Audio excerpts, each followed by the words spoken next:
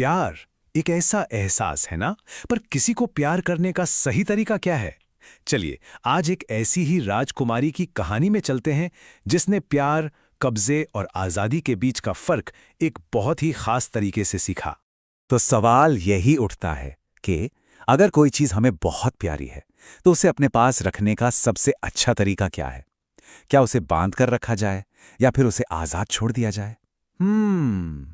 ये कहानी इसी मुश्किल सवाल के इर्द गिर्द घूमती है।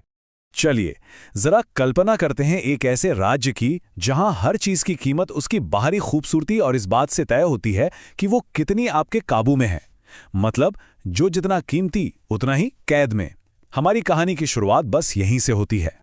तो हुआ ये कि वहां के राजा ने अपनी हर बेटी को एक तोहफा दिया, और वो तोहफा था एक खूबसूरत सा हरा तोता जो सोने के चमकते हुए पिंजरे में बंद था। ये तोहफा राजा के प्यार का इजहार तो था, पर यह एक ऐसा प्यार था जो पिंजरे की सलाखों के पीछे था। तो देखिए, इस कहानी में ना दो तरह के पंछी हैं। एक तरफ तो ये तोता है जो बस एक खूबसूरत चीज की तरह है, रटा रटाया बोलता है राजा की जय हो। और दूसरी तरफ एक नन्हा सा आजाद पंछी है। वो झीलों और पेड़ों के बारे में गाता है अपने दिल से। पर सोचिए, तब क्या होता है जब वो कीमती कैद तोहफा ही ना रहे? यहीं से कहानी में एक बिल्कुल नया मोड़ आता है। एक ऐसी दोस्ती की शुरुआत होती है जिसके बारे में किसी ने सोचा भी नहीं था।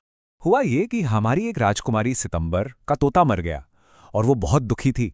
तभी अचानक एक छोटा सा जंगली पंछी उड़कर उसके कमरे में आ गया और उसने कोई रटा रटाया गाना नहीं सुनाया। उसने तो एक ऐसा प्यारा और नया गीत गाया कि राजकुमारी का सारा दुख जैसे उड़नछू हो गया। और मजे की बात देखिए, सिर्फ राजकुमारी ही नहीं बल्कि राजा और रानी भी इस नए मेहमान से बहुत खुश हुए। उन्हें भी ये रटे रटाए तोतों से ज्यादा उस छोटे पंछी का अनोखा गाना पसंद आया।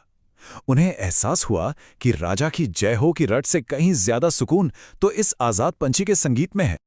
लेकिन कहते हैं ना, जहां खुशी होती है वहां किसी न किसी की नजर लग ही जाती है। राजकुमारी सितंबर की इस नई नई खुशी पर भी जल्द ही शक और जलन के बादल घिरने लगे। और ये बादल कौन लाया? उसकी अपनी बहनें। उन्होंने सितंबर के मन में जहर घोलना शुरू कर दिया। वो कहने लगीं, अरे ये भी कोई पालतू जानवर हुआ जो अपनी मर्जी से उड़ जाए?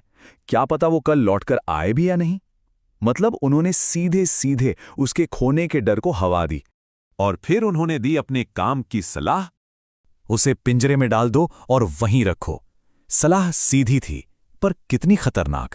उनका मतलब था कि अगर किसी चीज को खोने का डर है तो उसकी आजादी ही छीन लो।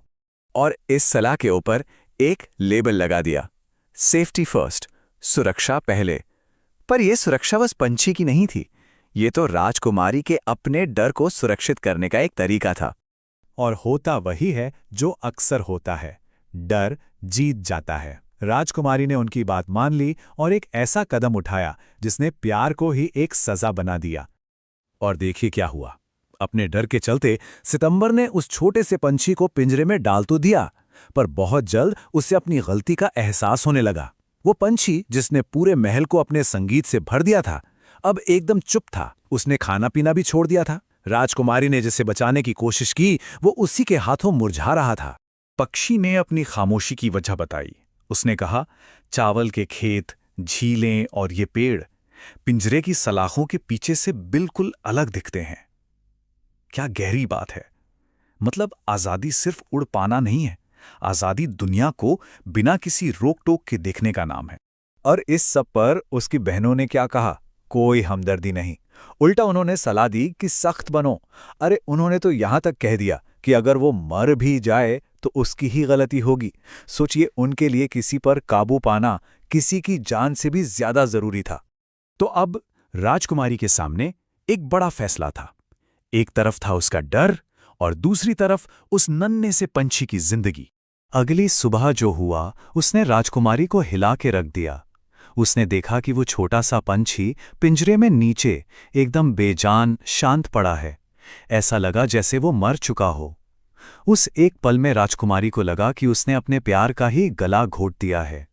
और तभी पंछी की बहुत ही धीमी सी आवाज आई। उसने कहा, मैं आजाद हुए बिना गा नहीं सकता, और अगर मैं गा नहीं सकता तो मैं मर जाता हूं। ये सिर्फ एक लाइन नहीं थी, ये जिंदगी का सच था। उसकी आवाज, उसकी जान, सब कुछ उसकी आजादी से ही तो था। और बस यही वो पल था जब राजकुमारी को सच्चे प्यार का मतलब समझ आया। उसे एहसास हुआ कि उसका हक जताना, उसका प्यार उस पंछी को मार रहा था।